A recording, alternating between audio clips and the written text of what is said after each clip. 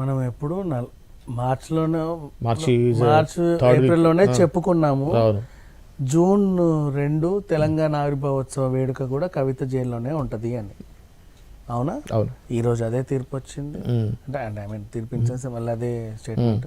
పొడిగింపు, ఈ పొడిగింపు ఎప్పటివరకు పొడిగింపు? 20 కదా, 14 రోజులకి. అంటే మేకి 31 ఉంది కాబట్టి జూన్ 3 వరకు పొడిగింపు. జూన్ 3 వరకు అంటే ఈమె మళ్ళీ ఏదన్నా చెప్పుకోవాలంటే జూన్ 3కే చెప్పుకోవాలి. కానీ 2వ తారీఖు, ఏ 2వ తారీఖు అయితే 10 ఏళ్ల నుంచి ఈవిడ ఎగిరెగిరి పడిందో ఆ 2వ తారీఖు ఈవిడ జైల్లో ఉంటుంది. అది మనం ఆల్రెడీ మాట్లాడుకున్నాం. ఖచ్చితంగా అదే జరిగింది. జూన్ 2వ తారీఖు తెలంగాణ ఆవిర్భావ దినోత్సవం రోజు కవిత జైల్లోనే ఉంటుంది. వీళ్ళకి ఈసారి సంబరాలు లేవని నేను చెప్పాను. ఎలాగైతే ఎలక్షన్స్ లో వీళ్ళకి ఈసారి ఎవరు పోటీ చేయలేదో కుటుంబం నుంచి, సేమ్ అలాగే జైల్లోనే ఉంటుంది.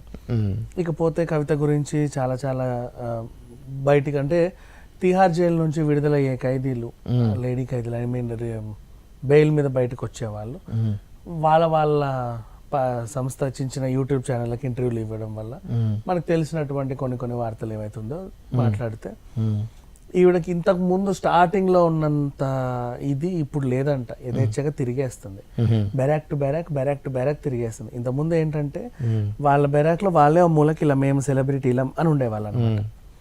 ఇప్పుడు అంటే మిగతా వాళ్ళు తిరిగేవాళ్ళు, వీళ్ళకి ఫ్రెండ్స్ ఉంటారు. వీళ్ళ రూమ్ నెంబర్ 18 వీడు ఉంటే 19 వాడు ఎవడో ఉంటాడు, 20 ఎవడో ఉంటాడు కదా. వీడు ఏదో టైంకి కొంచెం లీజర్ పీరియడ్ లో వెళ్ళి వాడితో కాసేపు కూర్చొని మాట్లాడి మళ్ళీ ఇట్లా వస్తారు. అంటే అట్లా వదిలేస్తారు. మరి ఈ లాక్లో ఏమయ్యారు, ఆ బెరాక్ లో వరకు తిరగొచ్చు వాళ్ళు. అటు ఇటు బాత్రూమ్కి వెళ్ళడం, పైకి వెళ్ళి న్యూలు తీసుకోవడం, ఏదైనా లైబ్రరీ ఉంటే అటు వెళ్ళడం. ఇంతకుముందు పుస్తకాలు ఏమైనా గట్రా ఉంటే ఆమెనే రూముకి తెప్పించుకొని, న్యూస్ పేపర్ కూడా రూముకి తెప్పించుకొని చదివేది. ఇప్పుడు ఈవిడే లైబ్రరీకి వెళ్తుందంట.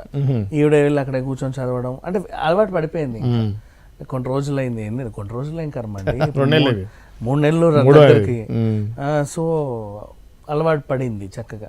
ఆమెకు కూడా అర్థమైపోయింది. మనం అన్నట్టుగా యాక్చువల్ అయితే సంవత్సరం హ్యాపీగా ఉంటుంది, సంవత్సరం ఉంటుంది, డౌట్ లేదు దీంట్లో.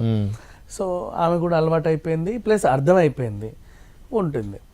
ఈవెన్ ఇప్పుడు కోర్టు సెలవులు కాబట్టి వీళ్ళని ఏం చేశారంటే వీడియో కాన్ఫరెన్స్ ద్వారా ప్రవేశపెట్టారు.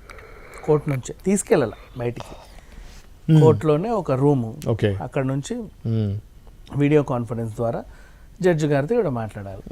అడిగింది, లేదండి నాకు బెయిల్ అది ఎట్లా ఇవ్వలేరు, ఖచ్చితంగా పొడిగించాము 3వ తారీఖు వరకు. సరేలే, ఎట్లా ఈమె కూడా అర్థమైపోయింది, వెళ్ళిపోయింది. అయితే కాకపోతే ఏమన్నా కొంచెం 24 రోజులు అంటే 28 రోజులకి వేస్తారా లేక 14 రోజులకి వేస్తారా అని చెప్పి భయపడి లోపలికి వెళ్ళింది.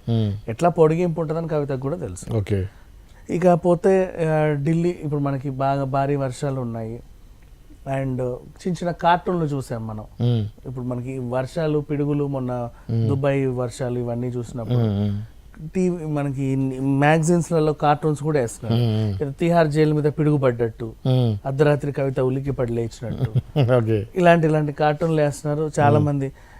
ఇప్పుడు లిక్కర్ బాటిల్లో కవిత ఈదుతున్నట్టు, అంటే ఆమె అదే సాగర్ కన్య గెటప్ లో కవిత ఉండి ఇట్లా లిక్కర్ బాటిల్లో ఈదుతున్నట్టు, ఇలాంటి కార్టూన్లన్నీ వేస్తున్నారు. అంటే కార్టూన్లకు కూడా చాలా మంచి స్టఫ్ అయిపోయింది కవిత ఏదైతే ఉందో. రీజన్ ఇప్పటిదాకా కూడా కవిత అలా ఉండడం ఒకటి తను నోరిప్పలేదు. ఈడీ సిబిఐ ఇద్దరు కలిపి ప్రవేశపెట్టారు ఇవాళ. యాక్చువల్ చెప్పాలంటే ఈడీ తరఫున ప్రవేశపెట్టాలి, సిబిఐ తరఫున వాళ్ళు ఇంకోసారి ప్రవేశపెడతారు. వీళ్ళ పొడిగింపు ఒకసారి, వాళ్ళ పొడిగింపు ఒకసారి ఉంటది.